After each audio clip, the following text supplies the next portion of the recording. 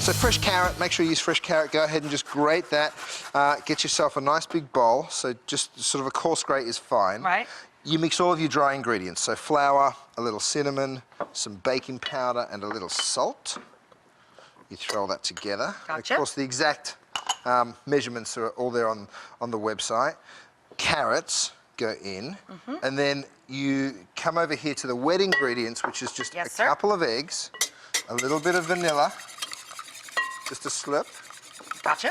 Some sugar, and some oil. Gotcha. So, vegetable oil, grapeseed oil works, canola oil's okay. An innocuous flavor, yeah. Yep, anything that's not strong.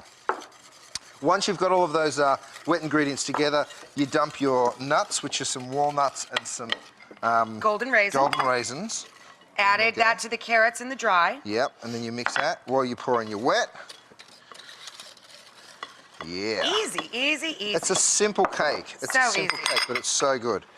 Right, so you work that till it's like this. Oh, look at all the carrot in there. It's fabulous. It's like a ton of carrots barely held together with a little bit of cake. Yeah.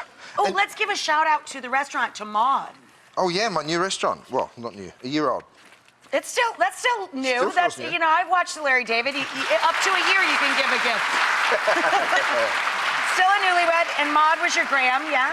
Maud was my granny, yep. So she was the first person that got me in the kitchen, so I named it after her. That's sweet. It's named after her, and it's filled with family food and seasonal, right? Yep. The whole thing is cooking with a different ingredient, a star ingredient, is that right? We take one ingredient per month, and then we do like a 10-course tasting menu with that ingredient featured in every single course. So cool! Keeps us busy, keeps us busy.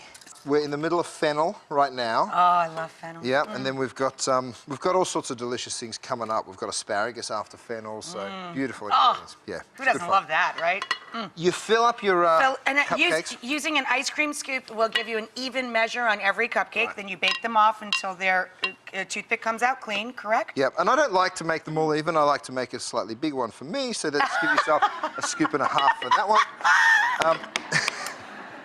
Now, if you listen to nothing that I'm saying today, apart from this, listen to this bit, because it's the best frosting I've ever come across. Gotcha. Cream cheese. Cream cheese. Right, you just start working that with some brown sugar.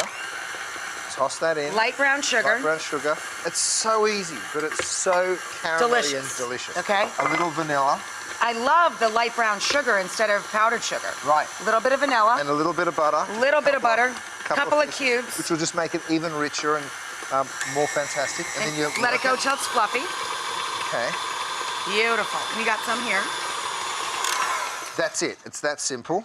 Have a taste. Gosh, it's gorgeous. It's really pretty. I love the light brown sugar. Right? You're right. It tastes like cream cheese frosting with caramel mixed in. You have to make a little extra because you can't keep your finger out of it. I know, and especially if Hudson or your kids are in the kitchen helping, right? They always need a spoonful of frosting, right? And I try and do this just like my hair. I just... Hey, you know, we ask actors and actresses on this show all the time how important it is for them when they're nominated or win the big awards. Julie Moore was here right after she took the Golden Globe and before Oscar, and she was like, oh my God, I was so nervous. And you know, then she won, and she celebrated with red wine and potato chips, my kind of girl.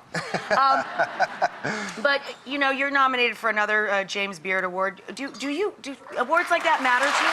Yeah. It's cool, right?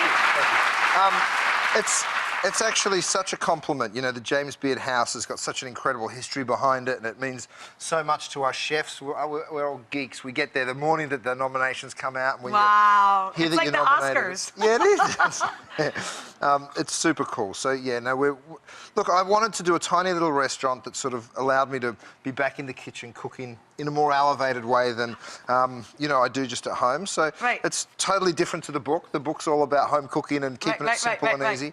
But it's been fun. It's been fun to have those two elements in my life. Well, good luck. Thank you. Really adorable.